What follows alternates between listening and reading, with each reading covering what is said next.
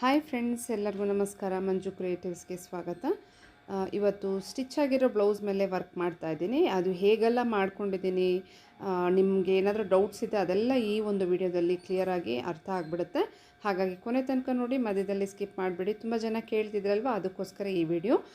ಇಲ್ಲಿ ನಾನು ತುಂಬ ಸಿಂಪಲ್ ಸ್ಟಿಚ್ಚನ್ನೇ ಹಾಕ್ತಾ ಇದ್ದೀನಿ. ನೀವು ನೋಡ್ತಾ ಇರ್ಬೋದು, ಲಾಕ್ ಜಿಗ್‌ಜ್ಯಾಗ್ ಸ್ಟಿಚ್ಚು. ಇದನ್ನೇ ಯಾಕೆ ಆಯ್ಕೆ ಮಾಡ್ಕೊಂಡಿದ್ದೀನಿ ಅಂದರೆ, ಆ ನೆಕ್ ಪೋರ್ಷನಲ್ಲಿ ಹೆಮ್ ಮಾಡಿರ್ತಾರಲ್ಲ, ಫೋಲ್ಡ್ ಮಾಡಿ ಅಲ್ಲಿ ಆ ಒಂದು ಫೋಲ್ಡಿಂಗ್ ದಪ್ಪ ಇರೋದ್ರಿಂದ ನಾನು ಈ ಒಂದು ಸ್ಟಿಚ್ಚನ್ನು ಅಷ್ಟೇ ಡಿಸ್ಟೆನ್ಸ್ಗೆ ಹಾಕ್ತಾಯಿದ್ದೀನಿ. ಇದರಿಂದ ನನಗೆ ಸ್ವಲ್ಪ ಈಸಿ ಆಗುತ್ತೆ. ಮತ್ತು ಡೈರೆಕ್ಟ್ ಬೀಡ್ಸ್ ಲೈನು ಆ ಥರ ಹಾಕ್ಲಿಕ್ಕೆ ಆಗಲ್ಲ, ಯಾಕಂದರೆ ಆ ದಪ್ಪ ಇರೋದ್ರಿಂದ ಸೂಜಿ ಮೇಲೆ ತೊಗೊಂಡು ಹಾಕೋದು ಕಷ್ಟ. ಇಲ್ಲಿ ಫ್ರೇಮ್ಗೆ ಹೇಗೆ ಹಾಕ್ಕೊಂಡಿದ್ದೀನಿ ಅಂತ ನೀವು ನೋಡಿ. ರೌಂಡ್ ಫ್ರೇಮ್ಗೆ ಈ ಒಂದು ನೆಕ್ ಓಪನ್ ಸ್ಪೇಸ್ ಏನಿದೆಯೋ ಅದರೊಳಗಡೆ ಮಧ್ಯದಿಂದ ಮಧ್ಯಕ್ಕೆ ದಾರನ ಹಾಕ್ಬಿಟ್ಟು ಚೆನ್ನಾಗಿ ಟೈಟ್ ಮಾಡ್ಕೊಂಡಿದ್ದೀನಿ. ನಾವು ಹೇಗೆ ಕಾಟಲ್ಲಿ ಹಾಕ್ಕೊಂಡು ಟೈಟ್ ಮಾಡ್ಕೋತೀವೋ ಅದೇ ಮೆಥಡೇ ಆಲ್ಮೋಸ್ಟು ಹಾಕ್ಕೊಂಡಿದ್ದೀನಿ. ಮತ್ತು ಗ್ರಿಪ್ಗೋಸ್ಕರ ಮಧ್ಯದಲ್ಲೂ ಹಾಕಿರೋದು. ಈ ರೀತಿ ಹಾಕಿರುವಾಗ ನಮಗೆ ಉಬ್ಬು ತಗ್ಗುಗಳು ನೋಡ್ಕೋಬೋದು. ಈ ರೀತಿ ಅಂದರೆ ಒಂದೇ ರೌಂಡಾಗಿ ಬಂದಿಲ್ಲ, ಅಲ್ಲಿ ಸ್ವಲ್ಪ ಜಾಸ್ತಿ ಉಬ್ಬಿಕೊಂಡು ತಗ್ಗಿ ಈ ಥರ ಬಂದಿದ್ರೂ ಕೂಡ ನೀವು ಯಾವುದೇ ಕಾರಣಕ್ಕೂ ಅದೇ ರೀತಿ ಹಾಕ್ಲಿಕ್ಕೆ ಹೋಗಬಾರ್ದು. ನಾನು ಫಸ್ಟು ಜಿಗ್‌ಜ್ಯಾಗ್ ಹೇಗೆ ಕೊಟ್ಟಿದ್ದೆ ಅದ್ರ ಪಕ್ಕದಲ್ಲೇ ಬೀಡ್ಸ್ ಲೈನನ್ನು ಹಾಕ್ಕೊಂಡು ಹೋಗಬೇಕು. ಆಗ ನಮಗೆ ನೀಟಾಗಿ ಬರುತ್ತೆ. ಸೊ ಇದು ಕಂಪ್ಲೀಟ್ ಆದಮೇಲೆ ಬುಟ್ಟ ಹಾಕೋದಿದೆ, ಅದು ಬ್ಯಾಕ್ ನೆಕ್ಕಲ್ಲಿ ಹಾಕಿದ್ದೆ. ಇದು ನಾನು ಸ್ಲೀವ್ಗೆ ಈಗ ಕೈಯಲ್ಲೇ ಹಿಡ್ಕೊಂಡು ಪುಟ್ಟ ಫ್ರೇಮ್ಗೆ ಹಾಕ್ಕೊಂಡಿದ್ದೀನಿ. ಕುಂದನ್ಸ್ ಫಸ್ಟು ಅಂಟಿಸ್ಬಿಟ್ಟಿದ್ದೀನಿ. ಮತ್ತು ಬೀಡ್ಸಿಂದ ಔಟ್ಲೈನ್ ಇದಕ್ಕೆಲ್ಲ ಕೊಡೋದಿದೆ. ಬೀಡ್ಸ್ ಔಟ್ಲೈನೆಲ್ಲ ಕೊಟ್ಟಿದ್ದೀನಿ.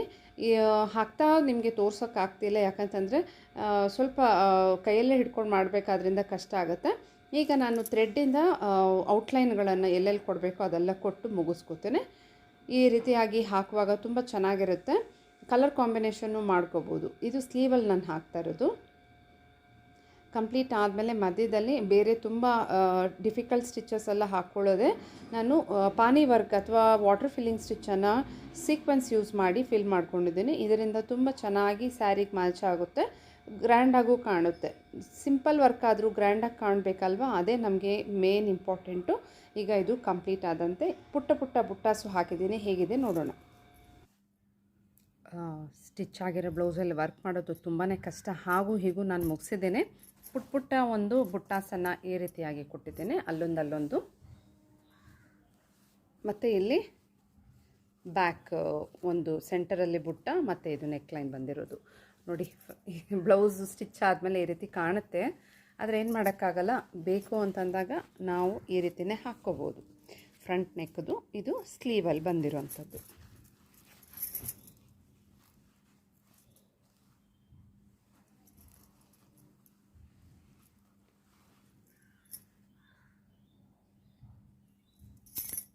ಚೆನ್ನಾಗೇ ಬಂದಿದೆ, ಆದರೆ ಈ ರೀತಿಯಾಗಿ ಖಂಡಿತ ಸ್ಟಿಚಸ್ಸು ಕಾಣುತ್ತೆ.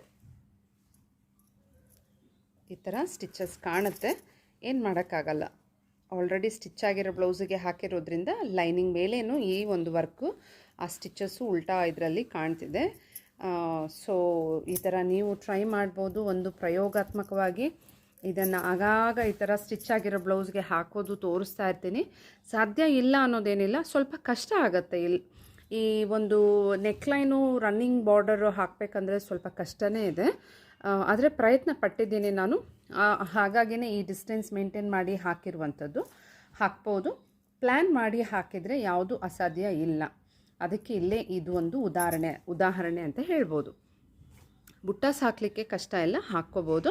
ಆದರೆ ಫ್ರೇಮನ್ನು ಚಿಕ್ಕ ಫ್ರೇಮಲ್ಲೇ ಹಾಕಬೇಕು, ಕೈಯಲ್ಲೇ ಹಿಡ್ಕೊಂಡು ಹಾಕಬೇಕು, ಸ್ಟ್ಯಾಂಡಲ್ಲಿ ಹಾಕೋಕ್ಕೆ ಆಗೋದಿಲ್ಲ. ಪ್ರಯತ್ನ ಪಟ್ಟರೆ ನೀವು ಈ ರೀತಿ ಆಲ್ರೆಡಿ ಸ್ಟಿಚ್ ಆಗಿರೋ ಬ್ಲೌಸಲ್ಲಿ ವರ್ಕ್ ಹಾಕ್ಕೊಂಡು ಎಂಜಾಯ್ ಮಾಡ್ಕೋಬೋದು. ಓಕೆನಾ ಫ್ರೆಂಡ್ಸ್? ಎಲ್ಲರೂ ಟ್ರೈ ಮಾಡಿ. ನಿಮಗೆ ಹೇಗೆ ಬಂತು ಅನ್ನೋದನ್ನು ಖಂಡಿತ ನನ್ನ ವಾಟ್ಸಪ್ಗೆ, ನೀವು ಈ ಥರ ಸ್ಟಿಚ್ ಆಗಿರೋ ಬ್ಲೌಸಲ್ಲಿ ವರ್ಕ್ ಮಾಡಿದರೆ ಮಾತ್ರ ಖಂಡಿತ ನನ್ನ ವಾಟ್ಸಪ್ಗೆ ಕಳಿಸ್ಕೊಡಿ. ನಾನು ನೋಡ್ತೀನಿ, ಯಾಕಂದರೆ ನನಗೆ ಗೊತ್ತು ಎಷ್ಟು ಕಷ್ಟ ಆಗುತ್ತೆ ಇದರಲ್ಲಿ ಮಾಡೋದು ಅಂತ. ಅದೊಂದು ನೀವು ಹೇಗೆ ಮಾಡಿದ್ರಿ, ಯಾವ ಥರ ಸ್ಟಿಚ್ಚನ್ನು ಆಯ್ಕೆ ಮಾಡಿ ಯಾವ ಥರ ಡಿಸೈನ್ ಮಾಡಿದ್ರಿ ಅನ್ನೋದು ನನಗೂ ಒಂದು ಸ್ವಲ್ಪ ಗೊತ್ತಾಗುತ್ತೆ. ಅದಕ್ಕೋಸ್ಕರ ಹೇಳ್ತಿರೋದು ಅಷ್ಟೇ. ಸೊ ಈ ವಿಡಿಯೋ ಹೇಗಿತ್ತು, ನಿಮ್ಮೆಲ್ಲರಿಗೂ ಇಷ್ಟ ಆಯಿತು ಅಂದರೆ ಒಂದು ಲೈಕ್ ಕೊಡಿ. ಸಬ್ಸ್ಕ್ರೈಬ್ ಮಾಡದೇ ಇರೋರು ದಯವಿಟ್ಟು ಸಬ್ಸ್ಕ್ರೈಬ್ ಮಾಡಿ, ಇನ್ನಷ್ಟು ಸಪೋರ್ಟ್ ಮಾಡಿ. ಹಾಗೆ ನನ್ನ ಇನ್ನೊಂದು ಚಾನಲ್ ಇದೆಯಲ್ಲ, ಮಂಜು ಗಾರ್ಡನ್ಸ್, ಅದನ್ನು ನೋಡಿ ಸ್ವಲ್ಪ ಅದಕ್ಕೂ ಪ್ರೋತ್ಸಾಹ ಕೊಡಿ. ಓಕೆನಾ ಫ್ರೆಂಡ್ಸ್? ಓಕೆ ಫ್ರೆಂಡ್ಸ್, ಈ ವಿಡಿಯೋನ ಕೊನೆ ತನಕ ನೋಡಿದ ತಮ್ಮೆಲ್ಲರಿಗೂ ಧನ್ಯವಾದಗಳು.